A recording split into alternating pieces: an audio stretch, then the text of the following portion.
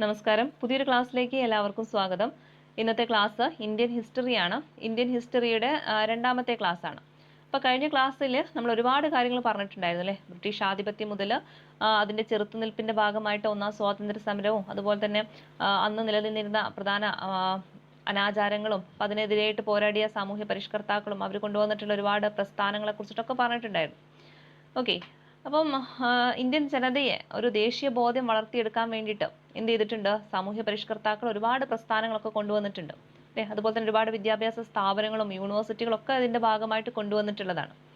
അപ്പൊ ഇതോട് കൂടിയിട്ട് ഒരുപാട് മാറ്റം ആർക്ക് വന്നിട്ടുണ്ട്? ഇന്ത്യൻ ജനതയ്ക്ക് വന്നിട്ടുണ്ട് അല്ലെ. ഒരുപാട് ദേശീയബോധമൊക്കെ അവരിൽ എന്ത് ചെയ്തിട്ടുണ്ട്? വളർത്തിയെടുക്കാനായിട്ട് ഇങ്ങനെയുള്ള പ്രസ്ഥാനങ്ങൾക്കൊക്കെ സാധിച്ചിട്ടുണ്ട്. അങ്ങനെ ഇവരുടെ മനസ്സിൽ പിന്നീട് എന്ത് വരുന്നുണ്ട്? ബ്രിട്ടീഷ് ഭരണത്തിൽ നിന്ന് എങ്ങനെയെങ്കിലും ഒരു മോചനം നേടിയേ പറ്റൂ എന്ന രീതിയിലേക്ക് അവരുടെ മനസ്സിൽ ആ ഒരു കാര്യം വരുന്നുണ്ട്. അപ്പൊ അതിന്റെ ഭാഗമായിട്ട് ഇവരെന്ത് ചെയ്യുന്നുണ്ട്? ഒരുപാട് സംഘടനകളൊക്കെ രൂപീകരിക്കുന്നുണ്ട്. ഓക്കെ, അപ്പൊ ഈ സംഘടനകളുടെ ഒക്കെ പ്രത്യേകത എന്ന് പറഞ്ഞു കഴിഞ്ഞാൽ, ഇപ്പൊ സംഘടനകൾ എന്ന് പറയുമ്പോൾ നമ്മുടെ പൂന സാർവജനിക് സഭ വരുന്നുണ്ട്, ഇന്ത്യൻ അസോസിയേഷൻ വരുന്നുണ്ട്. ഇതൊക്കെ ഇതിന്റെ ഭാഗമായിട്ട് വന്നിട്ടുള്ളതാണ്. ഓക്കെ, ഓർത്തു വെച്ചേക്കണം ഏതൊക്കെയാണ്? പൂന സാർവജനിക് സഭ, ഇന്ത്യൻ അസോസിയേഷൻ ഒക്കെ ഇതുമായി ബന്ധപ്പെട്ട് രൂപീകരിച്ച സംഘടനകളാണ്. പക്ഷെ ഇതിന്റെ ഒരു പ്രത്യേകത എന്ന് പറഞ്ഞു കഴിഞ്ഞാൽ എന്താണ്? ഇതൊക്കെ ഏതെങ്കിലും ഒരു പ്രദേശത്തെ മാത്രം ആശ്രയിച്ച് നിൽക്കുന്നതായിരുന്നു. ഓക്കെ, ഇപ്പൊ ഇന്ത്യ മൊത്തമായിട്ട് എടുത്തു കഴിഞ്ഞാൽ അതിൽ ഏതെങ്കിലും ഓരോ പ്രദേശത്തായിരിക്കും ഇങ്ങനെയുള്ള ഓരോരോ സംഘടനകൾ രൂപീകരിക്കുന്നത്. അല്ലാതെ ഇതിനൊക്കെ ഒരു കൂട്ടായിട്ടുള്ള ഒരു പ്രവർത്തനം ഉണ്ടായിരുന്നില്ല. നമുക്കറിയാം ബ്രിട്ടീഷുകാരിൽ നിന്നൊരു മോചനം നമുക്ക് ലഭിക്കണമെങ്കിൽ ഇന്ത്യയിൽ ഏതെങ്കിലും ഒരു പ്രദേശത്ത് ഒരു വിപ്ലവമോ അല്ലെങ്കിൽ ഒരു കലാപമോ ഉണ്ടായിട്ട് കാര്യമില്ല. അപ്പൊ അവർക്കെതിരെ പോരാടണമെങ്കിൽ നമുക്ക് വേണ്ടത് എന്താണ്? ഒരു കൂട്ടായിട്ടുള്ള പ്രവർത്തനമാണ്. ഓക്കെ, അപ്പൊ അങ്ങനെ ആ ഒരു ആശയത്തിൽ നിന്ന് പിന്നീട് രൂപം കൊണ്ടിട്ടുള്ളതായിരുന്നു ഏത്? ഇന്ത്യൻ നാഷണൽ കോൺഗ്രസ് എന്ന് പറയുന്നത്. അപ്പൊ ഇന്ത്യയിലെ പല പ്രദേശങ്ങളിൽ നിന്ന് ആൾക്കാർ എല്ലാവരും കൂടി ചേർന്നിട്ട് രൂപം കൊടുത്തതാണ് ഇത് ഇന്ത്യൻ നാഷണൽ കോൺഗ്രസ് എന്ന് പറയുന്നത്. അപ്പൊ നമുക്ക് ഇന്ത്യൻ നാഷണൽ കോൺഗ്രസിനെ കുറിച്ചിട്ട് കൂടുതലായിട്ട് നോക്കാം. എന്നാണ് ഇന്ത്യൻ നാഷണൽ കോൺഗ്രസ് രൂപീകരിച്ചത്? 1885 ഡിസംബർ 28-നാണ്. വർഷം പഠിച്ചു വെച്ചേക്കണം, പരീക്ഷയ്ക്ക് ചോദിക്കുന്നതാണ്. 1885 1885 ഡിസംബർ 28 1885 ഡിസംബർ 28. ഓർത്തു വെച്ചേക്കുക, ഡിസംബർ 28 അന്നാണ് ഇന്ത്യൻ നാഷണൽ കോൺഗ്രസ് രൂപീകരിക്കുന്നത്. എവിടെയാണ്? ബോംബെയിലാണ് അല്ലെ. അപ്പൊ ബോംബെയിലാണ്. അവിടെ ഒരു തേജ്പാൽ സംസ്കൃത കോളേജ് ഉണ്ട്. അവിടെ വെച്ചിട്ടായിരുന്നു ഇതിന്റെ ആദ്യത്തെ സമ്മേളനമൊക്കെ നടക്കുന്നത്. ഓർത്തു വെക്കുക, ബോംബെയിൽ വെച്ചിട്ടാണെന്ന് ഓർത്തു വെക്കുക. അതുപോലെ തന്നെ ഇതിന്റെ ആദ്യത്തെ അധ്യക്ഷനായത് ആരായിരുന്നു എന്ന് ചോദിച്ചാൽ WC ബാനർജിയാണ്. ഓക്കെ, ആരാണ്? WC ബാനർജി ആയിരുന്നു ആദ്യത്തെ അധ്യക്ഷൻ എന്ന് പറയുന്നത്. ഇനി ഇതിന് രൂപീകരിക്കുന്നതിൽ നേതൃത്വം കൊടുത്ത വ്യക്തിയായിരുന്നു ആര്? AO ഹ്യൂം എന്ന് പറയുന്നത്. അപ്പൊ അതും ഓർത്തു വെച്ചേക്കണം. AO ഹ്യൂം ആണ് ഇത് സ്ഥാപിച്ചെടുത്തിട്ടുള്ളത്. എന്നാൽ അതിന്റെ ഫസ്റ്റ് സമ്മേളനത്തിൽ അധ്യക്ഷത വഹിച്ചത് ആരായിരുന്നു? അത് WC ബാനർജി ആയിരുന്നു. ഓക്കെ, മാറിപ്പോകരുത്. AO ഹ്യൂം അതിന് നേതൃത്വം കൊടുത്ത വ്യക്തിയാണ്. അത് രൂപീകരിക്കുന്നതിന് നേതൃത്വം കൊടുത്ത വ്യക്തിയാണ് AO ഹ്യൂം എന്ന് പറയുന്നത്. അതിന്റെ ഫസ്റ്റ് സമ്മേളനത്തിൽ അധ്യക്ഷനായിട്ടുള്ളത് ആരാന്ന് ചോദിച്ചാൽ അത് WC ബാനർജിയാണ്. ഇനി അദ്ദേഹം ആ ഒരു ഫസ്റ്റ് യോഗത്തിൽ വെച്ച് അല്ലെങ്കിൽ ആ ഒരു പ്രസംഗത്തിൽ വെച്ചിട്ട് പറഞ്ഞ കുറച്ച് വരികളുണ്ട്. അപ്പൊ അതൊന്ന് ഓർത്തു വെച്ചേക്കാം. എന്താണ് അദ്ദേഹം പറഞ്ഞിട്ടുള്ളത്? ഇന്ത്യയിലെ ഭരണ സംവിധാനം കുറെ കൂടി പരിഷ്കൃതമാകണമെന്നും നമ്മെയും ഭരണത്തിൽ പങ്കാളികളാക്കണമെന്നും നാം ആഗ്രഹിക്കുന്നു. ഓക്കെ, ആര് പറഞ്ഞതാണ്? WC ബാനർജി പറഞ്ഞതാണ്. അപ്പൊ പരീക്ഷയ്ക്ക് ചോദിക്കാം. എന്താ ചോദിക്കുക? ഒന്ന് ചോദിക്കുന്നത് ഇന്ത്യയിലെ ഭരണ സംവിധാനം കുറെ കൂടി പരിഷ്കൃതമാകണമെന്നും നമ്മെയും ഭരണത്തിൽ പങ്കാളികളാക്കണമെന്നും നാം ആഗ്രഹിക്കുന്നു. ഇത് ആര് പറഞ്ഞതാന്ന് ചോദിക്കാം. ആര് പറഞ്ഞതാണ്?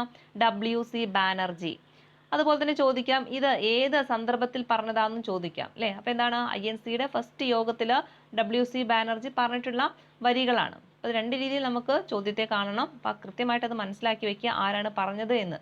അപ്പൊ എന്താണ് പറഞ്ഞത്? ഇന്ത്യയിലെ ഭരണ സംവിധാനം കുറെ കൂടി പരിഷ്കൃതമാകണമെന്നും നമ്മെയും ഭരണത്തിൽ പങ്കാളികളാകണമെന്നും നാം ആഗ്രഹിക്കുന്നു. ആരാ പറഞ്ഞത്? WC ബാനർജിയാണ്. ഓക്കെ, ഇനി ഇതിന്റെ ഒരു പ്രധാന ലക്ഷ്യം എന്ന് പറഞ്ഞാൽ, ഇപ്പൊ ഈ ഒരു ഇന്ത്യൻ നാഷണൽ കോൺഗ്രസ് രൂപീകരിക്കുന്നതിന്റെ ഒരു പ്രധാന ലക്ഷ്യം എന്ന് പറയുന്നത് എന്തായിരുന്നു? ഒന്നാമത്തത് നമ്മൾ പറഞ്ഞ പോലെ തന്നെ ഇന്ത്യയുടെ വിവിധ ഭാഗങ്ങളിൽ നിന്നുള്ള രാഷ്ട്രീയ പ്രവർത്തകർക്കിടയിൽ ഒരു സൗഹൃദ ബോധം വളർത്തുക അല്ലെ. അതിനു മുമ്പ് എങ്ങനെയായിരുന്നു? ഓരോ പ്രദേശത്തും ഓരോരോ സംഘടനകളായിരുന്നു. ഇവർക്ക് പരസ്പരം തമ്മിൽ എന്തില്ലായിരുന്നു? ഒരു കണക്ഷനോ കാര്യങ്ങളോ ഒന്നും ഇല്ലായിരുന്നു.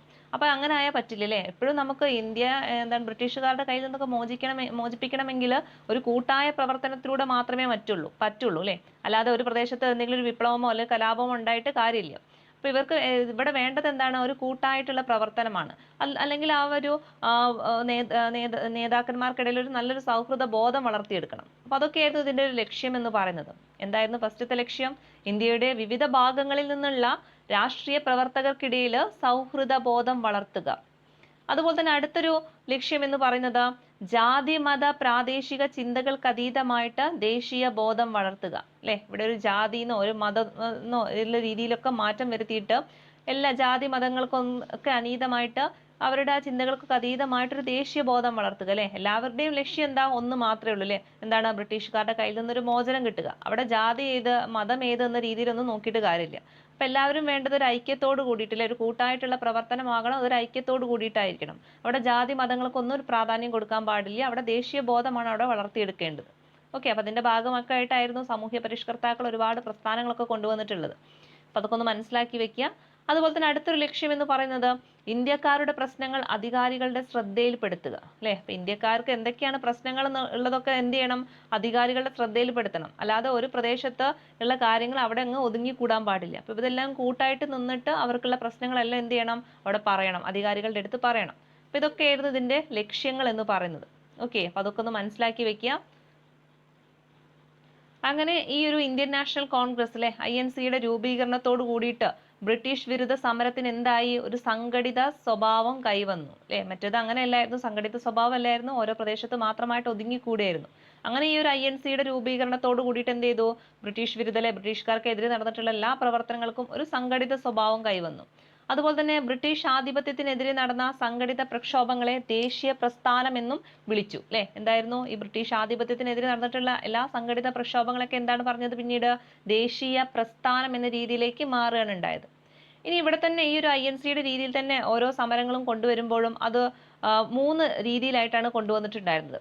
അത് മിതവാദ ദേശീയതയുടെ കാലഘട്ടം ഉണ്ടായിരുന്നു ആ ഒരു സമയത്ത്. അതുപോലെ തന്നെ തീവ്ര ദേശീയതയുടെ കാലഘട്ടം ഉണ്ടായിരുന്നു. അതുപോലെ ഗാന്ധിയൻ കാലഘട്ടം. അങ്ങനെയായിരുന്നു ഈ ഒരു INC പ്രവർത്തനങ്ങളൊക്കെ എന്ന് പറയുന്നത്. ഓക്കെ, എങ്ങനെയായിരുന്നു?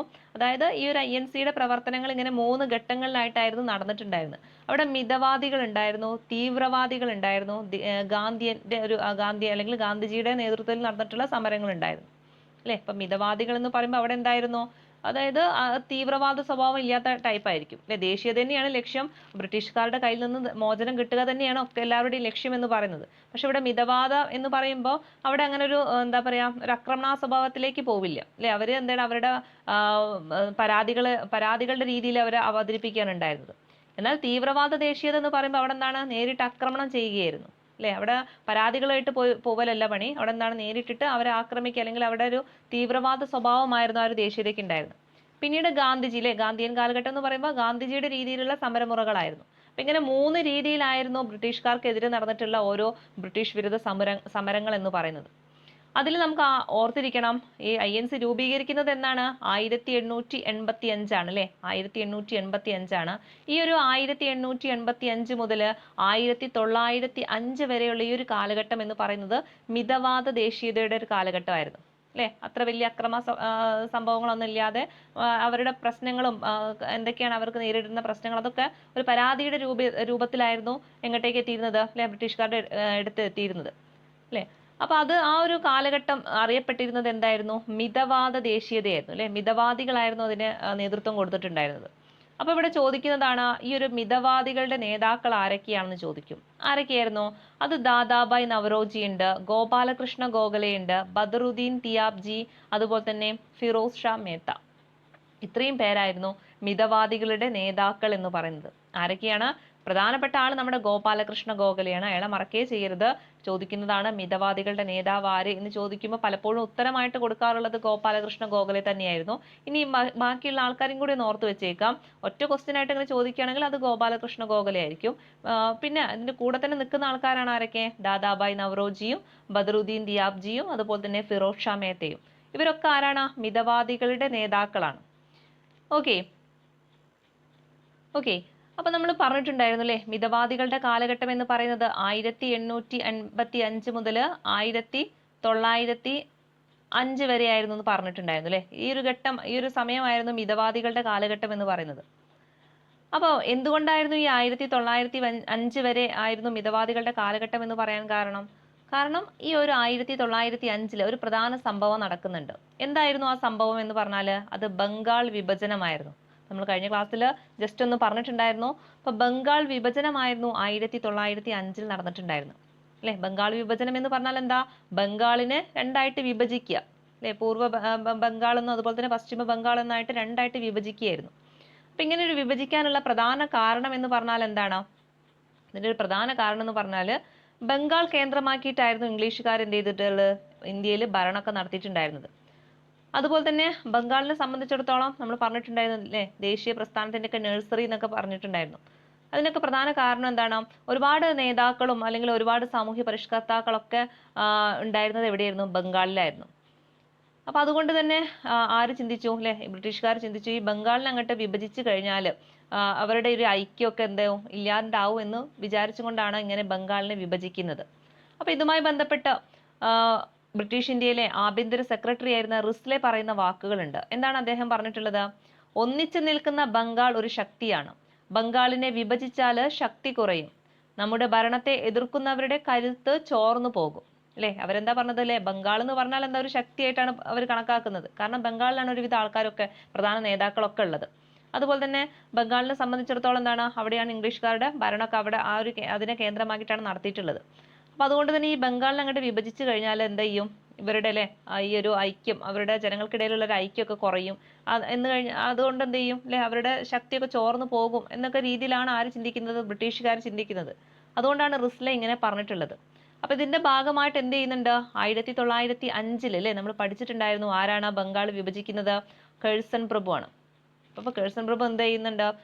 ബംഗാളിനെ വിഭജിക്കുകയാണ്. അങ്ങനെ എന്തായിരുന്നുണ്ട്? പൂർവ്വ ബംഗാളും അതുപോലെ തന്നെ പശ്ചിമ ബംഗാളായിട്ട് ഇതായി കണ്ട ചിത്രത്തിൽ കാണുന്ന പോലെ ഇങ്ങനെ രണ്ടായിട്ട് വിഭജിക്കുകയാണ്. ഓക്കെ, ഇതായി ഒരു വര കണ്ടില്ലേ? അപ്പൊ ഇങ്ങനെ രണ്ടായിട്ട് മാറ്റുകയാണ്. ഇതുമായി ബന്ധപ്പെട്ട് നമ്മുടെ ടാഗോർ പറയുന്ന ഒരു വാക്കുകളുണ്ട്, അതും പരീക്ഷയ്ക്ക് ചോദിച്ചു കണ്ടിട്ടുണ്ട്. എന്താണ് പറഞ്ഞിട്ടുള്ളത്? പശ്ചിമ ബംഗാളും പൂർവ്വ ബംഗാളും ഒരു ഹൃദയത്തിന്റെ രണ്ട് അറകളാണ്. ഗംഗയും ബ്രഹ്മപുത്രയും ആശ്ലേഷിക്കുന്നതും ഫലഭൂയിഷ്ടമാക്കുന്നതുമായ രണ്ട് അറകളാണിത്. ഈ അറകളിൽ നിന്ന് ഉത്ഭവിക്കുന്ന ചുടു രക്തമാണ് ബംഗാളികളുടെ സിരകളിലൂടെ ഒഴുകുന്നത്. അപ്പൊ ഇത് ആര് പറഞ്ഞ വാക്കുകളാണെന്ന് ചോദിക്കാം. ആരാണ്? രവീന്ദ്രനാഥ ടാഗോർ പറഞ്ഞിട്ടുള്ള വാക്കുകളാണ്. അപ്പൊ അതൊന്ന് ഓർത്ത് വെച്ചേക്ക്. ആര് പറഞ്ഞതാണ്? രവീന്ദ്രനാഥ ടാഗോർ പറഞ്ഞതാണ്. ഏത് സംഭവത്തിലാണ് ഇത് പറഞ്ഞിട്ടുള്ളത്? ബംഗാൾ വിഭജനവുമായി ബന്ധപ്പെട്ടിട്ട് പറഞ്ഞിട്ടുള്ള വാക്കുകളാണ്. അപ്പൊ അതും കൂടി എന്ത് ചെയ്യുക, ഒന്ന് മനസ്സിലാക്കി വെക്കുക. അങ്ങനെ ഈ ഒരു ബംഗാൾ വിഭജിച്ചതോട് കൂടിയിട്ട് ഒരുപാട് പ്രതിഷേധങ്ങൾ എന്ത് ചെയ്തു? അവിടെ ഉയർന്നു വന്നു. അപ്പൊ ഇതിന്റെ പ്രധാന ഭാഗമായിട്ട് എന്താണ്? സ്വദേശി പ്രസ്ഥാനം ഇതിന്റെ ഭാഗമായിട്ട് കൊണ്ടുവന്നിട്ടുള്ളതാണ്. അതായത് എന്താണ്, വിദേശ ഉൽപ്പന്നങ്ങളൊക്കെ ബഹിഷ്കരിക്കുക അല്ലെ, സ്വന്തം നാട്ടിലുള്ള ഉൽപ്പന്നങ്ങൾ ഉപയോഗിക്കുക. അപ്പൊ അതിന്റെ ഭാഗമായിട്ട് സ്വദേശി പ്രസ്ഥാനമൊക്കെ വരുന്നുണ്ട് അല്ലെ, ഈ ഒരു ബംഗാൾ വിഭജനത്തിന്റെ ഭാഗമായിട്ടാണ്. അപ്പൊ അതിന്റെ ആ ഒരു ബംഗാൾ വിഭജനത്തിന്റെ ഭാഗമായിട്ട് എന്തൊക്കെ കാര്യങ്ങളാണ് ഉണ്ടായതെന്ന് നോക്കാം. ഒന്നാമത്തേത് നമ്മൾ പറഞ്ഞില്ലേ, ഒരുപാട് പ്രതിഷേധ യോഗങ്ങളൊക്കെ സംഘടിപ്പിച്ചു. അതുപോലെ തന്നെ വിദേശ വസ്തുക്കളൊക്കെ വിൽക്കുന്ന കടകളൊക്കെ എന്ത് ചെയ്തു? ഉപരോധിച്ചു. പിന്നെ വിദേശ വസ്ത്രങ്ങളൊക്കെ എന്ത് ചെയ്തു? തീയിട്ട് നശിപ്പിച്ചു. പിന്നെ എന്തിനാണ് ഇത് കൊടുത്തത്, പ്രൊമോട്ട് ചെയ്തത്? സ്വദേശി ഉൽപ്പന്നങ്ങൾക്കാണ് അല്ലെ, സ്വന്തം നാട്ടിലുണ്ടാക്കുന്ന ഉൽപ്പന്നങ്ങൾക്ക് അവിടെ പ്രൊമോട്ട് കൊടുത്തു. അതുപോലെ തന്നെ ഇംഗ്ലീഷുകാർക്കെതിരെ പ്രകടനങ്ങളും പൊതുയോഗങ്ങളൊക്കെ സംഘടിപ്പിച്ചു. അപ്പൊ ഇതിന്റെ ഒക്കെ ഒരു ഭാഗമായിട്ട് എന്ത് ചെയ്തിട്ടുണ്ട്? പഞ്ചസാരയ്ക്കൊക്കെ വിലക്കുണ്ടായിരുന്നു. അതായത് വിദേശ നിർമ്മിതമായിട്ടുള്ള പഞ്ചസാര എന്ത് ചെയ്തിട്ടുണ്ടായിരുന്നു? അവിടെയുള്ള ജനങ്ങളൊന്നും ഉപയോഗിക്കാതെയായി. അതിന് പകരം പഞ്ചസാരയ്ക്ക് പകരം എന്ത് ചെയ്തു അല്ലെ, ചായക്കൊക്കെ പഞ്ചസാരയ്ക്ക് പകരം അവരെന്ത് ചെയ്തു? ശർക്കരയൊക്കെയാണ് ഇട്ടത്. അങ്ങനെയൊക്കെ എന്ത് ചെയ്തു? ഈ ഒരു വിദേശ ഉൽപ്പന്നങ്ങളൊക്കെ ഒരു പരിധി വരെ അവരെന്ത് ചെയ്തു? ബഹിഷ്കരിച്ചുകൊണ്ടിരുന്നു. ഇത് എന്തിന്റെ ഭാഗമായിട്ടായിരുന്നു? ഇങ്ങനെ ഒരു ബംഗാൾ വിഭജനം നടന്നതിന്റെ ഭാഗമായിട്ടായിരുന്നു. അതുപോലെ തന്നെ ഈ ഒരു സമയത്ത് രൂപം കൊണ്ടിട്ടുള്ളതാണ് സർവേന്ത്യ മുസ്ലിം ലീഗ് എന്ന് പറയുന്നത്. ഓക്കെ, ഏതാണ്? സർവേന്ത്യ മുസ്ലിം ലീഗ് അല്ലെ. ഈ ഒരു ബംഗാൾ വിഭജന വിരുദ്ധ സമര കാലഘട്ടത്തിൽ ഇന്ത്യയിൽ രൂപം കൊണ്ടിട്ടുള്ളതായിരുന്നു ഏത്? സർവേന്ത്യ മുസ്ലിം ലീഗ് എന്ന് പറയുന്നത്. ഏതാ വർഷം? 1906 എവിടെയാണ്? ധാക്കയിൽ വെച്ചിട്ടാണ് അല്ലെ, ധാക്കയിൽ വെച്ചിട്ടാണ് ഇങ്ങനെ ഒരു സംഘടന രൂപീകരിക്കുന്നത്. ആരായിരുന്നു ഇതിന്റെ പ്രധാന നേതാക്കൾ എന്ന് പറയുന്നത്? ആഗാ ഖാനും അതുപോലെ തന്നെ നവാബ് സലീമുള്ള ഖാനുമാണ്. ഓർത്തു വെച്ചേക്ക്, ആഗാ ഖാനും നവാബ് സലീമുള്ള ഖാനുമാണ് സർവേന്ത്യ മുസ്ലിം ലീഗിന്റെ പ്രധാന നേതാക്കൾ എന്ന് പറയുന്നത്. ഓക്കെ, ഏതാ വർഷം? 1906. അപ്പൊ അതും കൂടി ഓർത്തു വെക്കുക. ഈ ഒരു ബംഗാൾ വിഭജന വിരുദ്ധ സമര കാലഘട്ടത്തിലായിരുന്നു ഇത് രൂപീകരിച്ചിട്ടുണ്ടായിരുന്നത്. ഇനി നമുക്ക് നമ്മുടെ INC ലോട്ട് തന്നെ വന്നു കഴിഞ്ഞാൽ നമ്മൾ പറഞ്ഞില്ലേ, ഒരുപാട് ദേശീയ പ്രക്ഷോഭങ്ങളൊക്കെ രൂപപ്പെട്ടൊരു സമയമായിരുന്നു, ഇങ്ങനെ ബംഗാൾ വിഭജനത്തോട് കൂടിയിട്ട്. അപ്പൊ അത് എന്തിലും ബാധിച്ചിട്ടുണ്ടായിരുന്നു, ഈ INC-യിലും ബാധിച്ചിട്ടുണ്ടായിരുന്നു അല്ലെ. അപ്പൊ ഇവിടെ നടക്കുന്ന ബംഗാൾ വിഭജന വിരുദ്ധ സമരങ്ങളുമായി ബന്ധപ്പെട്ട് ദേശീയ പ്രക്ഷോഭങ്ങളൊക്കെ ശക്തിപ്പെട്ടൊരു സമയമായിരുന്നു. അപ്പൊ അതിനെതിരായിട്ട് പോരാടാൻ വേണ്ടിയിട്ട് ഒരുപാട് കാര്യങ്ങളൊക്കെ അവർ ആസൂത്രണം ചെയ്യുന്നുണ്ട്. പക്ഷെ നമുക്കറിയാലേ, ഈ ഒരു INC-യിൽ എന്ന് പറഞ്ഞു കഴിഞ്ഞാൽ അവിടെ മിതവാദികളുണ്ട്, തീവ്രവാദികളുണ്ടെന്ന് പറഞ്ഞിട്ടുണ്ടായിരുന്നു അല്ലെ. അതായത് മിതവാദികൾ എന്ന് പറഞ്ഞാൽ അവരുടെ ആശയങ്ങൾ വേറെ രീതിയായിരിക്കും, അവരങ്ങനെ അക്രമാസക്തരായിട്ടുള്ള ആൾക്കാരായിരിക്കില്ല അല്ലെ. ഒന്ന് പറഞ്ഞാൽ അതിന് നേരെ അതിന്റെ എന്ത് കാര്യം ഉണ്ടെങ്കിലും അത് പരാതിയിലൂടെ ഒക്കെ മാറ്റിയെടുക്കാന്നുള്ള രീതിയിൽ പോകുന്ന ആൾക്കാരായിരിക്കും മിതവാദികൾ. എന്നാൽ അതിന് അക്രമാസക്തത്തിൽ അല്ലെങ്കിൽ അക്രമ രീതിയിലേക്ക് മറുപടി പറയുന്ന ആൾക്കാരായിരുന്നു തീവ്രവാദികൾ എന്ന് പറയുന്നത്. അപ്പൊ പലപ്പോഴും ഇവരുടെ രണ്ടുപേരുടെയും ആശയങ്ങൾ എന്തായിരിക്കും, വ്യത്യസ്തമായിരിക്കും. അപ്പൊ ഒരു സംഘടനയിൽ ഇങ്ങനെ വ്യത്യസ്തമായിട്ടുള്ള ആശയം ഉണ്ടായി കഴിഞ്ഞാൽ എന്താ പ്രശ്നം ഉണ്ടാവുക അല്ലെ, ആ സംഘടന നിലനിന്ന് പോവില്ല. അവിടെ എന്ത് ചെയ്യും, അവർ തമ്മിൽ അതായത് മിതവാദികളും തീവ്രവാദികളും തമ്മിൽ എന്ത് ചെയ്തു, അവരുടെ ആശയങ്ങൾ അല്ലെങ്കിൽ അവരുടെ അഭിപ്രായങ്ങളിൽ ഒരുപാട് വ്യത്യാസം വന്നു കഴിഞ്ഞപ്പോൾ അവർ തമ്മിൽ എന്ത് ചെയ്തു, അവിടെ പ്രശ്നമായി. അങ്ങനെ 1907 അല്ലെ, 1907 ഓർത്തു വെച്ചേക്ക, വർഷം 1907 INC-യുടെ സൂററ്റ് സമ്മേളനമായിരുന്നു അന്ന്. അപ്പൊ ഈ ഒരു 1907 സമ്മേളനത്തില്, ആ സമ്മേളനം എന്ന് പറയുന്നത് സൂറത്തിലായിരുന്നു നടന്നത്, അതുകൊണ്ടാണ് അവിടെ സൂറത്ത് സമ്മേളനം എന്ന് പറയുന്നത്. ആ ഒരു സമ്മേളനത്തിൽ വെച്ചിട്ട് എന്ത് ചെയ്യുന്നുണ്ട്, മിതവാദികളും തീവ്രവാദികളും തമ്മിൽ പിരിയാണ്, അല്ലെങ്കിൽ INC എന്ത് ചെയ്യുന്നുണ്ട്, വേർപിരിഞ്ഞു പോവുകയാണ്, രണ്ടായിട്ട് മാറുകയാണ്. അപ്പൊ അത് ചോദിക്കാറുണ്ട്, INC ഇങ്ങനെ വേർപിരിഞ്ഞത് അല്ലെങ്കിൽ പിളരുന്നത് ഏത് സമ്മേളനത്തിലാണെന്ന് ചോദിക്കും. അതേതാണ്, 1907 സൂററ്റ് സമ്മേളനത്തിൽ വെച്ചിട്ടായിരുന്നു. അപ്പൊ അത് ഓർത്ത് വെച്ചേ. അങ്ങനെ ഈ ഒരു സമയത്താണ് ഹോം റൂൾ പ്രസ്ഥാനം രൂപം കൊള്ളുന്നത്. ഓക്കെ, ഹോം റൂൾ പ്രസ്ഥാനം ആരെ കൊണ്ടുവന്നിട്ടുള്ളത്, ബാലഗംഗാധര തിലകും അതുപോലെ തന്നെ ആനി ബസന്റും ചേർന്നിട്ടാണ്. അപ്പൊ അതും കൂടി ഒന്ന് ഓർത്ത് വെച്ചേക്കാം.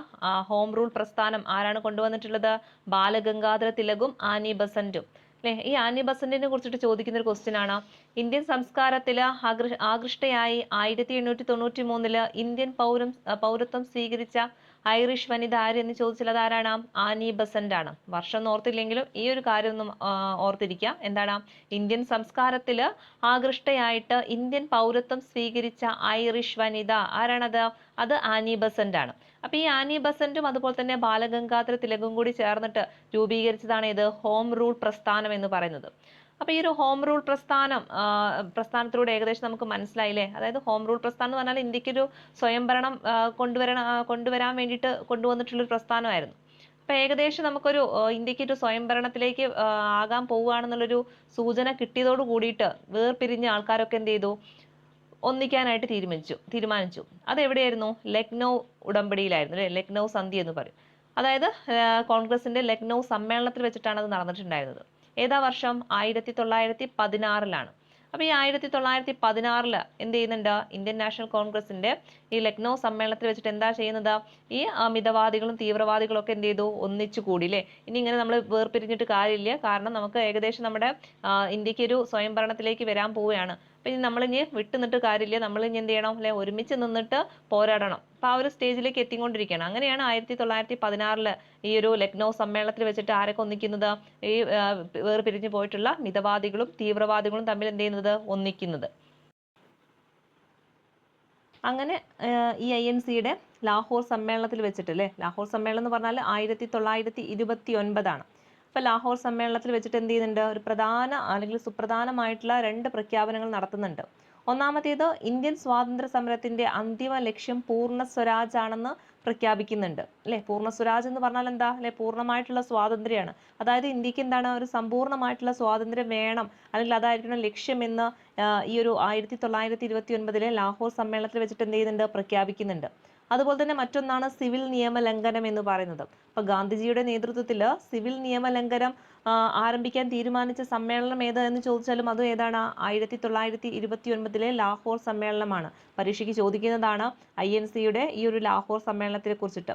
ഓക്കെ, പലപ്പോഴും ചോദിക്കാറുണ്ട് ലാഹോർ സമ്മേളനത്തിൽ പറഞ്ഞിട്ടുള്ള പ്രധാന പ്രഖ്യാപനങ്ങൾ എന്തെല്ലാമാണെന്ന് ചോദിക്കാറുണ്ട്. അപ്പോൾ ഓർത്തു വെച്ചേക്കുക, INC-യുടെ ലാഹോർ സമ്മേളനം എന്ന് പറയുന്നത് എന്നായിരുന്നു, 1929. അതുപോലെ ഓർത്തിരിക്കേണ്ടതാണ്, ആ ഒരു സമയത്ത് അതിന്റെ അധ്യക്ഷൻ ആരായിരുന്നു എന്ന് ചോദിച്ചാൽ ജവഹർലാൽ നെഹ്റു ആണ്. ഓക്കെ, അപ്പൊ 1929 INC-യുടെ ലാഹോർ സമ്മേളനത്തിലെ അധ്യക്ഷ സ്ഥാനത്ത് ആരായിരുന്നു? ജവഹർലാൽ നെഹ്റു ആണ്. അവിടെ എന്തൊക്കെ തീരുമാനങ്ങളാണ് എടുത്തത് എന്ന് ചോദിച്ചാൽ, ഒന്ന് പൂർണ്ണ സ്വരാജ് ആണ് അല്ലെ. പൂർണ്ണ സ്വരാജ് എന്ന് പറഞ്ഞാൽ എന്താണ്?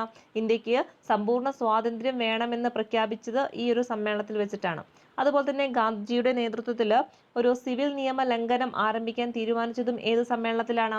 ഈ ലാഹോർ സമ്മേളനത്തിൽ വെച്ചിട്ടാണ്. ഓക്കെ, അങ്ങനെ 1942 ബോംബെ സമ്മേളനത്തിൽ വെച്ചിട്ട് അല്ലെ, INC-യുടെ ബോംബെ സമ്മേളനത്തിൽ വെച്ചിട്ട് എന്ത് നടത്തുന്നുണ്ട്? ഈ ഒരു ക്വിറ്റ് ഇന്ത്യ സമരം അല്ലെ, ക്വിറ്റ് ഇന്ത്യ സമരത്തിന് വേണ്ടിയിട്ടുള്ള ആഹ്വാനം നടത്തുന്നുണ്ട്. ഓക്കെ, അത് പലപ്പോഴും ചോദിക്കാറുണ്ട് പരീക്ഷയ്ക്ക്. ഇന്ത്യൻ നാഷണൽ കോൺഗ്രസ് ഗാന്ധിജിയുടെ നേതൃത്വത്തിൽ നടത്തിയ അവസാനത്തെ ബഹുജന സമരം ഏത് എന്ന് ചോദിക്കും. അതേതാണ്? ക്വിറ്റ് ഇന്ത്യ സമരമാണ് അല്ലെ. അപ്പൊ പൂർണ്ണ സ്വരാജ് വേണമെന്നൊരു ആവശ്യം നമ്മൾ എന്ത് ചെയ്തിട്ടുണ്ട്? 1929 ലാഹോർ സമ്മേളനത്തിൽ പ്രഖ്യാപിക്കുന്നുണ്ട്. അപ്പൊ അതിന്റെ ഒക്കെ ഭാഗമായിട്ട് എന്ത് ചെയ്യുന്നുണ്ട് അല്ലെ, ഒരു ബഹുജന സമരം തന്നെ അവിടെ തുടരാൻ പോവുകയാണ്. ഏതായിരുന്നു ആ സമരം എന്ന് പറയുന്നത്? ക്വിറ്റ് ഇന്ത്യ അല്ലെ. ക്വിറ്റ് ഇന്ത്യ, ഇന്ത്യ വിട്ടു പോവുക അല്ലെ. ആര്? ബ്രിട്ടീഷുകാര് ഇന്ത്യ വിട്ടു പോവുക. അങ്ങനെ ഇന്ത്യക്ക് എന്ത് വേണം? ഒരു പൂർണ്ണ സ്വാതന്ത്ര്യം വേണം. അപ്പൊ അതിന്റെ ഭാഗമായിട്ടാണ് 1942 ഓഗസ്റ്റ് 8 ഈ ഒരു ഡേറ്റും മാസവും ഓർത്തു വെച്ചേക്കണം. 1942 ഓഗസ്റ്റ് 8 ബോംബെ ആണെന്ന് ഓർത്തു വെച്ചേക്കണം. ഈ ഒരു ബോംബെയിൽ വെച്ച് നടന്ന കോൺഗ്രസ് സമ്മേളനത്തിലാണ് ഇങ്ങനെ ഒരു ക്വിറ്റ് ഇന്ത്യ സമരത്തിന് വേണ്ടിയിട്ടുള്ള ആഹ്വാനം കൊണ്ടുവരുന്നത്. ഓക്കെ, അതുപോലെ ഇതിന്റെ പ്രധാന ലക്ഷ്യം എന്ന് പറയുന്നത് എന്തായിരുന്നു? എല്ലാ അധികാരങ്ങളും ഇന്ത്യക്ക് കൈമാറിയിട്ട് ഇന്ത്യ വിടാന് ബ്രിട്ടീഷുകാരെ നിർബന്ധിക്കുകയായിരുന്നു അല്ലെ. അതും എങ്ങനെയാവണം? അഹിംസയിലുടനീളമുള്ളതായിരിക്കണം അല്ലെ. അവിടെ ഒരു അക്രമാസക്തം ഒന്നും അല്ലാതെ അഹിംസയിൽ അധിഷ്ഠിതമായിട്ടുള്ള പ്രവർത്തനങ്ങളായിരിക്കണം, അല്ലെങ്കിൽ സമരങ്ങളായിരിക്കണം. ഓക്കെ, അപ്പൊ എല്ലാ അധികാരങ്ങളും ആർക്ക് കൊടുക്കണം? ഇന്ത്യക്ക് കൊടുക്കണം. ഇവരുടെ ഡിമാൻഡ് എന്തായിരുന്നു? എല്ലാ അധികാരങ്ങളും ആർക്ക് കിട്ടണം? ഇന്ത്യക്കാർക്ക് കിട്ടണം അല്ലെ, ഇന്ത്യൻ ജനതയ്ക്ക് കിട്ടണം. അതുപോലെ തന്നെ എന്ത് ചെയ്യണം? ബ്രിട്ടീഷുകാരെ ഇവിടെ വിട്ട് പോവുകയും വേണം. ഓക്കെ, അതും എങ്ങനെയായിരിക്കണം? ഒരു അഹിംസാ രീതിയിലായിരിക്കണം. അങ്ങനെ ആ ഒരു രീതിയിലായിരിക്കണം സമരം എന്ന് പറയുന്നത് അല്ലെ. ആ ഒരു ഗാന്ധിജിയുടെ സമര രീതിയാണ് അഹിംസയിൽ അധിഷ്ഠിതമായിട്ടുള്ള സമരം. അതായിരുന്നു ഈ ഒരു ക്വിറ്റ് ഇന്ത്യ സമരം എന്ന് പറയുന്നത്. അതുപോലെ തന്നെ ക്വിറ്റ് ഇന്ത്യ സമരത്തിന് അങ്ങനെ ഒരു പെട്ടെന്നൊരു ക്വിറ്റ് ഇന്ത്യ സമരം ഉണ്ടാവാനുള്ള പ്രധാന കാരണം എന്ന് പറഞ്ഞാൽ എന്താണെന്ന് ചോദിച്ചാൽ, ഇന്ത്യയിലെ ഭരണഘടനാ പരിഷ്കാരങ്ങൾ നടപ്പിലാക്കാൻ ബ്രിട്ടൻ കാണിച്ച വൈമനസ്യാണ്. ഓക്കെ, അപ്പൊ നമുക്ക് അല്ലെ മുമ്പേ ഉണ്ട് നമുക്ക് പൂർണ്ണ സ്വാതന്ത്ര്യം വേണമെന്നൊക്കെ നമ്മൾ പറയുന്നുണ്ടെങ്കിലും ഇങ്ങനെ പെട്ടെന്നൊരു ക്വിറ്റ് ഇന്ത്യയിലേക്ക് പോകാൻ വേണ്ടിയിട്ടുള്ള പ്രധാന കാരണം എന്ന് പറഞ്ഞാൽ എന്താണെന്ന് ചോദിച്ചാൽ, ഇന്ത്യയിൽ എന്ത് ചെയ്തിട്ടില്ല? അവരിപ്പോഴും ഒരു ഭരണഘടനയൊന്നും അല്ലെങ്കിൽ അതിലൊരു പരിഷ്കാരങ്ങളൊന്നും കൊണ്ടുവന്നിട്ടില്ല. അപ്പൊ ഇന്ത്യയിൽ ഭരണഘടനാ പരിഷ്കാരങ്ങൾ നടപ്പിലാക്കാൻ അല്ലെ ബ്രിട്ടന് കാണിച്ച ഒരു വൈമുഖ്യം എന്ന് പറയാം. അതുപോലെ തന്നെ ഈ ഒരു സമയത്ത് ഉണ്ടായിട്ടുള്ള വിലക്കയറ്റവും ക്ഷാമവും മൂലം ജനങ്ങളിൽ ഒരുപാട് ദുരിതത്തിലായിരുന്ന സമയമാണ്. അപ്പൊ അതൊക്കെ ഇതിന്റെ ഒരു കാരണമായിരുന്നു. അതുപോലെ തന്നെ രണ്ടാം ലോക യുദ്ധത്തിൽ ബ്രിട്ടൻ പരാജയപ്പെടുമെന്നൊരു തോന്നല് അല്ലെ. ഇപ്പൊ രണ്ടാം ലോക യുദ്ധമൊക്കെ ആ സമയത്ത് നടക്കാൻ പോവുകയാണ്. അപ്പൊ ആ സമയത്ത് ബ്രിട്ടന് മിക്കവാറും അതിൽ പരാജയപ്പെടുമെന്ന് ആർക്ക് മനസ്സിലായി? ഇന്ത്യൻ ജനതയ്ക്ക് ഇത് മനസ്സിലായി. അപ്പൊ ഈ ഒരു സമയമാണ് നല്ല സമയമെന്ന് കരുതിയിട്ടാണ് ഇങ്ങനെ ഒരു ക്വിറ്റ് ഇന്ത്യ സമരത്തിലോട്ട് ആര് പോകുന്നത്? ഇന്ത്യൻ ജനത പോകുന്നത്. അങ്ങനെ എന്ത് ചെയ്യുന്നുണ്ട്? സമരങ്ങൾ ആരംഭിക്കുന്നുണ്ട്. ഒരു രീതിയിൽ ഗാന്ധിജിയുടെ നേതൃത്വത്തിൽ ഒരു അഹിംസയിൽ അധിഷ്ഠിതമായിട്ടുള്ള സമരം നടക്കുന്നുണ്ട്. എന്നാൽ പല നേതാക്കൾക്കും എന്ത് ചെയ്തിരുന്നില്ല? ഈ ഗാന്ധിജിയുടെ ആ ഒരു സമര രീതിയോട് ഭയങ്കര വിയോജിപ്പായിരുന്നു. അതിന്റെ പ്രധാന ആൾക്കാരായിരുന്നു ആരൊക്കെ? CR ദാസും അതുപോലെ തന്നെ മോത്തിലാൽ നെഹ്റു എന്ന് പറയുന്ന ആള് അല്ലെ. രണ്ടുപേരെയും ഓർത്തു വെച്ചേക്കണം. CR ദാസും മോത്തിലാൽ നെഹ്റുവും അവരെന്ത് ചെയ്തു? ഗാന്ധിജിയുടെ ഈ ഒരു സമര രീതിയെ എതിർത്തിരുന്ന വ്യക്തികളായിരുന്നു, അല്ലെങ്കിൽ നേതാക്കളായിരുന്നു. അവരെന്ത് ചെയ്തു? 1923 ഒരു സ്വരാജ് പാർട്ടിക്ക് രൂപം കൊടുക്കുന്നുണ്ട്. ഓക്കെ, അപ്പൊ ഗാന്ധിജിയുടെ രീതിയിൽ സമരം നടന്നു കഴിഞ്ഞാൽ ഒന്നും ആവില്ലെന്ന് മനസ്സിലായിട്ടായിരിക്കണം എന്ത് ചെയ്യുന്നത്? 1923 ഒരു സ്വരാജ് പാർട്ടിക്കൊക്കെ രൂപം കൊടുക്കുന്നത്. അവരുടേതായിട്ടുള്ള പ്രവർത്തനങ്ങളൊക്കെ നടത്താൻ വേണ്ടിയിട്ടായിരുന്നു ഇങ്ങനെ ഒരു പാർട്ടി കൊണ്ടുവന്നിട്ടുള്ളത്. അപ്പോൾ പരീക്ഷയ്ക്ക് ചോദിക്കും, സ്വരാജ് പാർട്ടി രൂപം കൊണ്ട വർഷം ഏതാണ്? 1923 ഇനി ചോദിക്കുന്നതാണ്, സ്വരാജ് പാർട്ടിക്ക് നേതൃത്വം കൊടുത്തവരാരൊക്കെയാണെന്ന് ചോദിച്ചാൽ അതാരാണ്? CR ദാസും മോത്തിലാൽ നെഹ്റുവാണ്. അതുപോലെ തന്നെയാണ് 1928 ഹിന്ദുസ്ഥാൻ സോഷ്യലിസ്റ്റ് റിപ്പബ്ലിക്കൻ അസോസിയേഷൻ സ്ഥാപിക്കുന്നുണ്ട്. അതാരാണ് സ്ഥാപിച്ചതെന്ന് ചോദിച്ചാൽ ഭഗത് സിംഗ്, അതുപോലെ ചന്ദ്രശേഖർ ആസാദ്, രാജ്ഗുരു, അതുപോലെ തന്നെ സുഖ്ദേവ്. ഇത്രയും പേരെ ഓർത്തു വെച്ചേക്കണം. ആരൊക്കെയാണ്? ആദ്യം ആ ഒരു പ്രസ്ഥാനം ഏതാണെന്ന് നോക്കുക. ഏതാണ്? 1928 രൂപം കൊണ്ടിട്ടുള്ള ഹിന്ദുസ്ഥാൻ സോഷ്യലിസ്റ്റ് റിപ്പബ്ലിക്കൻ അസോസിയേഷൻ ആണ്. ഏതാണ്? ഹിന്ദുസ്ഥാൻ സോഷ്യലിസ്റ്റ് റിപ്പബ്ലിക്കൻ അസോസിയേഷൻ ആണ്. അതിന് നേതൃത്വം കൊടുത്തവർ ആരൊക്കെയാണ്? ഭഗത് സിംഗ്, അതുപോലെ ചന്ദ്രശേഖർ ആസാദ്, രാജ്ഗുരു, സുഖ്ദേവ്. ആരൊക്കെയുണ്ട്? ഭഗത് സിംഗ് ഉണ്ട് അല്ലെ, ഒരു ഭാഗത്ത് ഭഗത് സിംഗ് ഉണ്ട്, പിന്നെ ചന്ദ്രശേഖർ ആസാദ് ഉണ്ട്, അതുപോലെ രാജ്ഗുരുവും ഉണ്ട്, സുഖദേവും ഉണ്ട്. അപ്പൊ ഇവരൊക്കെ രൂപം കൊടുത്തിട്ടുള്ളതാണ് ഏത്? ഹിന്ദുസ്ഥാൻ സോഷ്യലിസ്റ്റ് റിപ്പബ്ലിക്കൻ അസോസിയേഷൻ എന്ന് പറയുന്നത്. അതുപോലെ ഈ ഒരു സമയത്ത് ഒരു ലാത്തി ചാർജ് ഉണ്ടാവുന്നുണ്ട്. ഇതുപോലെ ഒരു പ്രകടനവുമായി ബന്ധപ്പെട്ടിട്ട് ഒരു ലാത്തി ചാർജ് ഉണ്ടാവുകയും അവിടെ വെച്ചിട്ട് ആര് മരിക്കുന്നുണ്ട്? ലാലാ ലജ്പത് റായ് മരിക്കുന്നുണ്ട്. ഈ ലാത്തി ചാർജിന് ഇരയായ ആളാണ് ആര്? ലാലാ ലജ്പത് റായ് എന്ന് പറയുന്നത്. അദ്ദേഹത്തിന് അല്ലെങ്കിൽ ആ ലാത്തി ചാർജിന് നേതൃത്വം കൊടുത്ത വ്യക്തിയായിരുന്നു സാൻഡേഴ്സ് എന്ന് പറയുന്ന പോലീസ് ഉദ്യോഗസ്ഥന്. ഓർത്തു വെച്ചേക്കണം, ലാലാ ലജ്പത് റായ് അല്ലെ എങ്ങനെയാണ് മരിച്ചതെന്ന് ചോദിച്ചാൽ ഒരു ലാത്തി ചാർജിലായിരുന്നു. ആ ലാത്തി ചാർജിന് നേതൃത്വം കൊടുത്ത ആളാരാണ്? സാൻഡേഴ്സ് ആണ്. പിന്നീട് ഈ സാൻഡേഴ്സിനെ ആര് വധിക്കുന്നുണ്ട്? ഭഗത് സിംഗും അതുപോലെ തന്നെ രാജ്ഗുരുവും സുഖദേവും കൂടി ചേർന്നിട്ട് ലാഹോറിൽ വെച്ചിട്ട് അദ്ദേഹത്തെ വെടിവെച്ച് കൊല്ലുന്നുണ്ട്. ആരെ? സാൻഡേഴ്സിനെ. ആരെയാണ് സാൻഡേഴ്സിനെ വെടിവെച്ച് കൊന്നത്? ഭഗത് സിംഗും അതുപോലെ തന്നെ രാജ്ഗുരുവും സുഖദേവുമാണ്. എന്നാൽ പിന്നീട് ഇവരെ എന്ത് ചെയ്യുന്നുണ്ട്? തൂക്കിലേറ്റുന്നുണ്ട്. അതെന്നാണ്? 1931 മാർച്ച് 23-നാണ്. അപ്പൊ 1933 മാർച്ച് 23-നാണ് ആരൊക്കെ തൂക്കിലേറ്റുന്നത്? ഭഗത് സിംഗിനെയും അതുപോലെ തന്നെ സുഖദേവിനെയും രാജ്ഗുരുവിനെയൊക്കെ ബ്രിട്ടീഷുകാർ എന്ത് ചെയ്യുന്നുണ്ട്? തൂക്കിലേറ്റുന്നത്. അപ്പൊ അതും കൂടി ഒന്ന് ഓർത്തു വെച്ചേക്കുക. അതുപോലെ ഈ സമയത്ത് രൂപം കൊണ്ടിട്ടുള്ള മറ്റ് പ്രധാന പ്രസ്ഥാനങ്ങൾ അല്ലെങ്കിൽ സംഘടനകൾ ഏതൊക്കെയാണെന്ന് നോക്കാം. ഒന്നാമത്തേതാണ് അഭിനവ് ഭാരത് സൊസൈറ്റിയാണ്. അഭിനവ് ഭാരത് സൊസൈറ്റി ആരാ നേതൃത്വം കൊടുത്തത്? VD സവർക്കർ ആണ്. പരീക്ഷയ്ക്ക് ചോദിക്കുന്നതാണ്. അഭിനവ് ഭാരത് സൊസൈറ്റി നേതൃത്വം കൊടുത്തത് VD സവർക്കർ ആണ്. അതുപോലെ തന്നെ അനുശീലൻ സമിതി ആരൊക്കെയാണ്? ബരീന്ദർ കുമാർ ഘോഷും പുലിൻ ബിഹാരി ദാസും ആണ്. പിന്നെ ഗദ്ദാർ പാർട്ടി ആരാണെന്ന് ചോദിച്ചാൽ ലാലാ ഹർദയാലാണ്. ഓക്കെ, അപ്പൊ ഗദ്ദാർ പാർട്ടി ആരാണെന്ന് ചോദിച്ചാൽ ആരാണ്? ലാലാ ഹർദയാലാണ്. അതുപോലെ ഇന്ത്യൻ റിപ്പബ്ലിക്കൻ ആർമി, ഇതും പരീക്ഷയ്ക്ക് ചോദിക്കുന്നതാണ്. ഇന്ത്യൻ റിപ്പബ്ലിക്കൻ ആർമിക്ക് നേതൃത്വം കൊടുത്തത് ആര്? സൂര്യ സെൻ ആണ്. ചോദിക്കും, ഇന്ത്യൻ റിപ്പബ്ലിക്കൻ ആർമിക്ക് നേതൃത്വം കൊടുത്തത് ആരാണ്? സൂര്യ സെൻ. അതുപോലെ തന്നെ ചോദിക്കുന്നതാണ് ഗദർ പാർട്ടി ആരാണ് രൂപം കൊടുത്തിട്ടുള്ളത്? ലാലാ ഹർദയാലാണ്. അപ്പൊ ഗദർ പാർട്ടിക്ക് ആരാണ് രൂപം കൊടുത്തിട്ടുള്ളത്? ലാലാ ഹർദയാലാണ്. അതുപോലെ തന്നെ അഭിനവ് ഭാരത് സൊസൈറ്റി ആണെങ്കിൽ VD സവർക്കറും അനുശീലൻ സമിതി ആരൊക്കെയാണ്? ബരീന്ദർ കുമാർ ഘോഷും പുലിൻ ബിഹാരി ദാസും ആണ് ഇതിന് നേതൃത്വം കൊടുത്തിട്ടുള്ളത്. അങ്ങനെ ക്വിറ്റ് ഇന്ത്യ സമരം ഒരു ഭാഗത്ത് നടക്കുന്നുണ്ട്. ഈ ഒരു സമയത്ത് ഗാന്ധിജി അടക്കമുള്ള പ്രധാന നേതാക്കളൊക്കെ എന്ത് ചെയ്യുന്നുണ്ട്? അറസ്റ്റ് ചെയ്യുന്നുണ്ട്.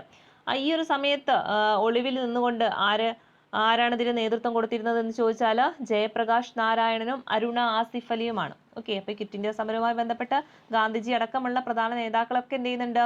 അറസ്റ്റ് ചെയ്യുന്നുണ്ട്. അപ്പൊ ബാക്കിയുള്ള രണ്ടാൾക്കാരാണ് ആര്? ജയപ്രകാശ് നാരായണനും അതുപോലെ തന്നെ അരുണ ആസിഫ് അലിയും. ഇവരെന്ത് ചെയ്തിട്ടുണ്ട്?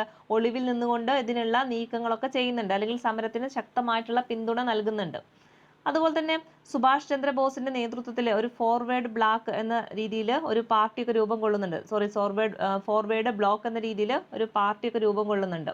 ആരാണ് അതിന് നേതൃത്വം കൊടുത്തത്? സുഭാഷ് ചന്ദ്രബോസ് ആണ്.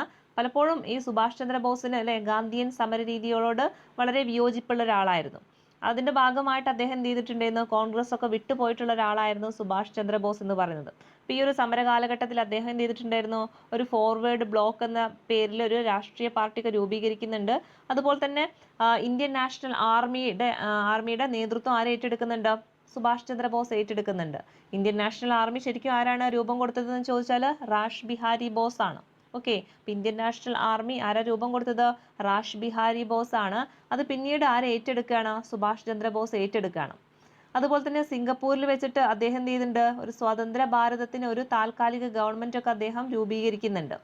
അതുപോലെ തന്നെ അദ്ദേഹം ജപ്പാന്റെ സഹായത്തോട് കൂടിയിട്ട് എന്ത് ചെയ്യുന്നുണ്ട്? ഇന്ത്യൻ നാഷണൽ ആർമി ഇന്ത്യയുടെ വടക്ക് കിഴക്കൻ അതിർത്തിയിൽ എത്തുകയും അവിടെ ഇംഫാലിൽ എന്ത് ചെയ്യുന്നുണ്ട്? നമ്മുടെ ദേശീയ പതാകയൊക്കെ ഉയർത്തുകയൊക്കെ ചെയ്തിട്ടുണ്ടായിരുന്നു. ഈ ഒരു നമ്മുടെ സ്വതന്ത്ര സമരവുമായൊക്കെ ബന്ധപ്പെട്ടിട്ട്. അപ്പൊ അദ്ദേഹത്തെ സഹായിച്ച രാജ്യം ചോദിച്ചാൽ അത് ഏതാണ്? ജപ്പാനാണ്. ഓക്കെ, അപ്പൊ എവിടെ വെച്ചിട്ടാണ് ഇങ്ങനെ ഒരു ദേശീയ പതാകയൊക്കെ അദ്ദേഹം ഉയർത്തുന്നത് എന്ന് ചോദിച്ചാൽ ഇംഫാലിൽ വെച്ചിട്ടാണ്. അപ്പൊ അതൊക്കെ ഒന്ന് എന്ത് ചെയ്യുക? ഓർത്ത് വെക്കുക. അതുപോലെ ഈ ഒരു സമരവുമായി ബന്ധപ്പെട്ട് ദക്ഷിണേന്ത്യയിലെ ആദ്യ രക്തസാക്ഷി ആരായിരുന്നു എന്ന് ചോദിച്ചാൽ ഓർത്തു വെച്ചേക്കണം, ആരാണ്? വാഞ്ചി അയ്യർ ആണ്. ഓക്കെ, അപ്പൊ ഇന്ത്യൻ സ്വാതന്ത്ര്യ സമരത്തിലെ ദക്ഷിണേന്ത്യയിലെ ആദ്യത്തെ രക്തസാക്ഷി ആരായിരുന്നു? അത് വാഞ്ചി അയ്യർ ആണ്. ഓക്കെ, അദ്ദേഹവുമായി ബന്ധപ്പെട്ട് നമ്മുടെ മാഡം കാമ പറയുന്ന ഒരു വാക്കുകളുണ്ട്. എന്താണ്? വാഞ്ചി ഉതിർത്ത വെടിയുണ്ടകൾ നൂറ്റാണ്ടുകളായി അടിമത്തത്തിലായിരുന്ന ഒരു രാജ്യത്തെ ഗാഢനിദ്രയിൽ നിന്നും ഉണർത്തി. അപ്പൊ ചോദിക്കാറുണ്ട് പരീക്ഷയ്ക്ക്, ഇത് ആര് പറഞ്ഞതാന്ന് ചോദിക്കും. ആരാണ്? മാഡം ഗാമ പറഞ്ഞതാണ് അല്ലെ. ആരെ കുറിച്ചിട്ടാണ് പറഞ്ഞത്? ആരെ കുറിച്ചിട്ടാണ്? വാഞ്ചി അയ്യരെ കുറിച്ചിട്ടാണ് പറഞ്ഞിട്ടുള്ളത്. ഓക്കെ, അദ്ദേഹം എന്താ ചെയ്തിട്ടുള്ളത്? തിരുനെൽവേലിയിലെ ജില്ലാ കളക്ടർ ആയിരുന്ന വില്യം ഡെസ്കോട്ട് ആഷയെ വധിക്കുന്നുണ്ട്. അതിനുശേഷം അദ്ദേഹം എന്ത് ചെയ്യാണ്? ആത്മഹത്യ ചെയ്യാണ്. അപ്പൊ അതുകൊണ്ടാണ് അദ്ദേഹം എന്താണ് ആദ്യത്തെ രക്തസാക്ഷി എന്ന് പറയുന്നത്. അപ്പൊ ചോദിക്കും, ഇന്ത്യൻ സ്വാതന്ത്ര്യ സമരത്തിലെ ദക്ഷിണേന്ത്യയിലെ ആദ്യത്തെ രക്തസാക്ഷി ആരാണ്? അത് വാഞ്ചി അയ്യർ ആണ്. അതുപോലെ പരീക്ഷയ്ക്ക് ചോദിക്കുന്നതാണ്. ഒന്ന് രണ്ട് സമരങ്ങളുണ്ട്, അത് എവിടെ നടന്നത് എന്ന് ചോദിക്കാറുണ്ട്. ഒന്നാമത്തേതാണ് തെബാഗ സമരം. എവിടെയാണ് നടന്നിട്ടുള്ളത്? ബംഗാളിലാണ്. ഇതാണ് ഒരുപാട് തവണ ചോദിച്ചിട്ടുള്ളത്. തെബാഗ സമരം എവിടെയാണ്? ബംഗാള് അല്ലെ? തെബാഗ, ബംഗാള്, അങ്ങനെ ഓർത്ത് വെച്ചാൽ മതി. തെബാഗ സമരം ബംഗാളിലാണ്. അതുപോലെ തന്നെ തെലങ്കാന സമരം എവിടെയാണെന്ന് ചോദിച്ചാൽ എവിടെയാണ്? അത് ആന്ധ്രാപ്രദേശ് ആണ് അല്ലെ? നമുക്ക് കിട്ടും. അതുപോലെ തന്നെ നാവിക കലാപം എവിടെയാണെന്ന് ചോദിച്ചാൽ എവിടെയാണ്? നാവിക കലാപം എവിടെയാണ്? ബോംബെയിലാണ് അല്ലെ? ഓർത്ത് വെച്ചേക്കണം. തെബാഗ സമരം ബംഗാളിലാണ്. അതുപോലെ തന്നെ തെലങ്കാന സമരം ചോദിച്ചാൽ ആന്ധ്രാപ്രദേശ് ആണ്. നാവിക കലാപം എവിടെയാണ്? ബോംബെയിലാണ് വെച്ച് നടന്നിട്ടുള്ളത്. അപ്പൊ അതൊക്കെ ഓർത്ത് വെക്കാം. അങ്ങനെ എന്ത് ചെയ്യാൻ പോവാണ്? ഇന്ത്യക്ക് സ്വാതന്ത്ര്യം കൊടുക്കാൻ പോവാണ്. അപ്പൊ ഇങ്ങനെ പെട്ടെന്നൊരു ഇന്ത്യക്ക് സ്വാതന്ത്ര്യം കൊടുക്കാനുള്ള ഒരു പ്രധാന കാരണം എന്താന്ന് ചോദിച്ചു കഴിഞ്ഞാൽ, രണ്ടാം ലോക മഹായുദ്ധം ആ സമയത്ത് നടക്കുന്നുണ്ട്. അങ്ങനെ ഈ രണ്ടാം ലോക മഹായുദ്ധത്തിൽ എന്ത് ചെയ്യുന്നുണ്ട്? ബ്രിട്ടന് സാമ്പത്തികമായിട്ട് നല്ല ക്ഷീണം പറ്റുന്നുണ്ട് അല്ലെ? അതായത് നന്നായിട്ട് ദുർബലമാവുന്നുണ്ട്, സാമ്പത്തികമായിട്ട് നന്നായിട്ട് ദുർബലമായി ഈ ഒരു രണ്ടാം ലോക മഹായുദ്ധത്തോട് കൂടിയിട്ട്. അതോടുകൂടിയിട്ട് പിന്നെ അവർക്ക് എന്ത് ചെയ്യാൻ പറ്റിയില്ല?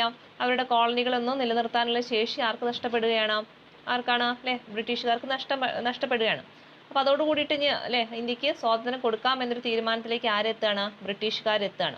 അപ്പൊ അതിൻ്റെയൊക്കെ ഒരു ഭാഗമായിട്ട് ഇന്ത്യയുടെ അല്ലെ അനുഭാവം പുലർത്തിയിരുന്ന ക്ലെമന്റ് ആന്റണിയുടെ നേതൃത്വത്തിൽ ഒരു ലേബർ പാർട്ടിയൊക്കെ എന്ത് ചെയ്യുന്നുണ്ട്? അധികാരത്തിൽ വരുന്നുണ്ട്. അതുപോലെ തന്നെ ഈ സമയത്താണ് മുഹമ്മദ് അലി ജിന്നയുടെ നേതൃത്വത്തിൽ സർവേന്ത്യ ലീഗ് എന്ത് ചെയ്യുന്നുണ്ട്? പാകിസ്ഥാൻ അല്ലെ? ഈ ഒരു സമയത്താണ് പാകിസ്ഥാനും ഒരു പ്രത്യേക രാജ്യമൊക്കെ വേണമെന്ന് ആവശ്യപ്പെടുന്നത്. ഇന്ത്യക്ക് ഒരു സ്വാതന്ത്ര്യം കൊടുക്കാൻ പോവാന്ന് മനസ്സിലാക്കിയതോട് കൂടിയിട്ട് പാകിസ്ഥാൻ എന്നൊരു രാജ്യം സെപ്പറേറ്റ് വേണമെന്ന് ആര് ആവശ്യപ്പെടുന്നുണ്ട്? നമ്മുടെ മുഹമ്മദ് അലി ജിന്ന ആവശ്യപ്പെടുന്നുണ്ട്. അങ്ങനെ ഈ ഒരു ഇന്ത്യക്ക് സ്വാതന്ത്ര്യം കൊടുക്കുന്നതുമായി ബന്ധപ്പെട്ടിട്ട് ആരെയാണ് ഏർപ്പാടാക്കുന്നത്? മൗണ്ട് ബാറ്റൻ പ്രഭുവിനെയാണ്. ഓക്കെ, മൗണ്ട് ബാറ്റൻ പ്രഭുവിനെ എന്ത് ചെയ്യുന്നുണ്ട്? ഇന്ത്യയുടെ വൈസ്രോയി ആയിട്ട് അവിടെ നിയമിക്കുന്നുണ്ട്. അങ്ങനെ അദ്ദേഹം എന്ത് ചെയ്യുന്നുണ്ട്? ഒരു മൗണ്ട് ബാറ്റൻ പദ്ധതി, ഇന്ത്യയുടെ ഒരു സ്വാതന്ത്ര്യവുമായി ബന്ധപ്പെട്ടിട്ട് ഒരു മൗണ്ട് ബാറ്റൻ പദ്ധതി ആര് കൊണ്ടുവരുന്നുണ്ട്? മൗണ്ട് ബാറ്റൻ പ്രഭു കൊണ്ടുവരുന്നുണ്ട്. അപ്പൊ അതിന്റെ ഭാഗമായിട്ട് ഈ ഒരു മൗണ്ട് ബാറ്റൻ പദ്ധതിയിൽ ഉണ്ടായിട്ടുള്ള പ്രധാന കാര്യങ്ങൾ എന്തൊക്കെയാണെന്ന് നോക്കാം. ഒന്നാമത്തേത്, മുസ്ലിങ്ങൾക്ക് ഭൂരിപക്ഷമുള്ള പ്രദേശത്ത് അവർ ആഗ്രഹിക്കുകയാണെങ്കിൽ ഒരു പ്രത്യേക രാജ്യം അനുവദിക്കേണ്ടതാണ്. ഓക്കെ, അപ്പം ഇന്ത്യയുടെ സ്വാതന്ത്ര്യവുമായി ബന്ധപ്പെട്ടിട്ട് മൗണ്ട് ബാറ്റൻ പ്രഭു തയ്യാറാക്കിയിട്ടുള്ള പദ്ധതിയാണ് ഏത്? മൗണ്ട് ബാറ്റൻ പദ്ധതി എന്ന് പറയുന്നത്. ആ ഒരു പദ്ധതിയിൽ കൊണ്ടുവന്നിട്ടുള്ള പ്രധാന കാര്യങ്ങളെ കുറിച്ചിട്ടാണ് നമ്മൾ നോക്കുന്നത്. ഒന്നാമത്തേത് എന്താണ്? മുസ്ലിങ്ങൾക്ക് ഭൂരിപക്ഷമുള്ള പ്രദേശത്തിലെ അവിടെ മുസ്ലിങ്ങൾ ഒരുപാടുണ്ടെങ്കിൽ അവർക്ക് എന്ത് ചെയ്യാം? അവർ ആഗ്രഹിക്കുന്ന പോലെ ഒരു രാജ്യം, പ്രത്യേക രാജ്യം എന്ത് ചെയ്യാം? അവർക്ക് അനുവദിക്കാം. അതുപോലെ തന്നെ പഞ്ചാബും ബംഗാളും രണ്ടായി വിഭജിക്കേണ്ടതാണ്. ഓക്കെ, അപ്പൊ പഞ്ചാബും ബംഗാളും എന്ത് ചെയ്യണം? അങ്ങനെ രണ്ടായിട്ട് തന്നെ വിഭജിക്കണം. അതുപോലെ തന്നെ വടക്ക് പടിഞ്ഞാറൻ അതിർത്തി സംസ്ഥാനം പാകിസ്ഥാനിൽ ചേർക്കണമോ വേണ്ടയോ എന്ന് തീരുമാനിക്കുന്നതിന് ഒരു ഹിത പരിശോധന നടത്തുക അല്ലെ? അവിടത്തെയുള്ള ജനങ്ങളിൽ ഒരു സർവേ പോലെ നടത്തുക അല്ലെ? അതായത് വടക്ക് പടിഞ്ഞാറൻ അതിർത്തി സംസ്ഥാനം എന്ത് ചെയ്യണം? പാകിസ്ഥാനിൽ ചേർക്കണമോ വേണ്ടയോ എന്നൊക്കെ അവിടെ തീരുമാനിക്കുക. അതെങ്ങനെയാണ് തീരുമാനിക്കേണ്ടത്? അവിടെയുള്ള ജനങ്ങൾക്കിടയിൽ ഒരു ഹിത പരിശോധന നടത്തുക അല്ലെ? അല്ലെങ്കിൽ ഒരു സർവേ നടത്തിയിട്ട് അങ്ങനെ തീരുമാനിക്കുക. അപ്പൊ ഇതൊക്കെയായിരുന്നു മൗണ്ട് ബാറ്റൻ പദ്ധതിയിൽ ഉണ്ടായിരുന്ന പ്രധാന കാര്യങ്ങൾ എന്ന് പറയുന്നത്. അതുപോലെ തന്നെ ഇങ്ങനെ ബംഗാളിലെയും പഞ്ചാബിലെയും ഹിന്ദു മുസ്ലിം സംസ്ഥാനങ്ങളുടെ അതിർത്തി നിർണ്ണയിക്കുന്നതിന് വേണ്ടിയിട്ട് ഒരു അതിർത്തി നിർണയ കമ്മീഷനൊക്കെ നിയമിക്കേണ്ടതാണെന്നൊക്കെ എന്തിൽ പറയുന്നുണ്ട്? ഈ ഒരു മൗണ്ട് ബാറ്റൻ പദ്ധതിയിൽ പറയുന്നുണ്ട്. അപ്പൊ അതൊക്കെ ഒന്ന് ഓർത്ത് വെച്ചേക്കണം. പിന്നെ ഈ ഒരു ഭാഗത്ത് പറയുന്നതാണ് അതിർത്തി ഗാന്ധി ആര് എന്ന് ചോദിക്കാറുണ്ട് പരീക്ഷയ്ക്ക്. ഇവിടെ ബോക്സിലാക്കി കൊടുത്തിട്ടുണ്ട്. ആരാണ് അതിർത്തി ഗാന്ധി എന്ന് പറയുന്നത്? ഖാൻ അബ്ദുൾ ഗാഫർ ഖാൻ ആണ്. ഓർത്ത് വെച്ചേക്കണം, ഖാൻ അബ്ദുൾ ഗാഫർ ഖാൻ ആണ് ആര്? അതിർത്തി ഗാന്ധി എന്നറിയപ്പെടുന്നത്. അപ്പൊ അതും കൂടി ഒന്ന് ഓർത്ത് വെച്ചേക്കുക, പരീക്ഷയ്ക്ക് ചോദിക്കുന്നതാണ്. അങ്ങനെ ലാസ്റ്റ് എന്ത് ചെയ്യാൻ പോവാണ്? നമുക്കല്ലേ ഇന്ത്യക്ക് സ്വാതന്ത്ര്യം കിട്ടാൻ പോവുകയാണ്. 1947 ജൂലൈയിൽ എന്ത് ചെയ്യുന്നുണ്ട്? ബ്രിട്ടീഷ് പാർലമെന്റ് ഇന്ത്യൻ സ്വാതന്ത്ര്യ നിയമം പാസ്സാക്കുകയാണ്. ഓക്കെ, എന്നാണ് ഇന്ത്യൻ ഇൻഡിപെൻഡൻസ് ആക്ട് ചോദിച്ചാൽ 1947 ജൂലൈയിലാണ് അല്ലെ? ജൂലൈയിലാണ് ഇന്ത്യൻ ഇൻഡിപെൻഡൻസ് ആക്ട് അല്ലെങ്കിൽ ഇന്ത്യൻ സ്വാതന്ത്ര്യ നിയമം പാസ്സാക്കുന്നത്. അതിൻ പ്രകാരം 1947 ഓഗസ്റ്റ് 15 നമുക്ക് എന്ത് കിട്ടുന്നു? ഇന്ത്യക്ക് സ്വാതന്ത്ര്യം കിട്ടുന്നു. ഓർത്തു വെച്ചേക്കണം, എന്നാന്ന് എല്ലാവർക്കും അറിയുന്നതാണ്. ഈ ഒരു ഡേറ്റും കാര്യങ്ങളൊക്കെ ഓർത്ത് വെക്കുക. അതായത് ജൂലൈ മാസത്തിലാണ് എന്ത് ചെയ്യുന്നത്? ഈ ഒരു പാർലമെന്റ് ഇന്ത്യക്ക് സ്വാതന്ത്ര്യ നിയമം എന്ന് പറയുന്ന ഒരു നിയമം അല്ലെങ്കിൽ ഇന്ത്യൻ ഇൻഡിപെൻഡൻസ് ആക്ട് ആയിട്ട് പാസ്സാക്കുന്നത്. ഓക്കെ, അങ്ങനെ നമുക്ക് 1947 ഓഗസ്റ്റ് 15 എന്ത് കിട്ടുന്നു? സ്വാതന്ത്ര്യം കിട്ടുന്നു. ഓക്കെ, അപ്പോൾ നമ്മുടെ ഇന്ത്യൻ സ്വാതന്ത്ര്യ സമരവുമായി ബന്ധപ്പെട്ട് അല്ലെങ്കിൽ ഇന്ത്യക്ക് സ്വാതന്ത്ര്യം കിട്ടുന്നവരെയുള്ള കാര്യങ്ങളാണ് നമ്മൾ പറഞ്ഞിട്ടുള്ളത്. അപ്പോൾ എടുത്ത കാര്യങ്ങളൊക്കെ എല്ലതും വളരെ പ്രധാനപ്പെട്ടതാണ്. നന്നായിട്ട് എന്ത് ചെയ്യുക? പഠിക്കുക. അടുത്തൊരു ക്ലാസ്സുമായിട്ട് കാണുന്നതുവരെ താങ്ക് യു.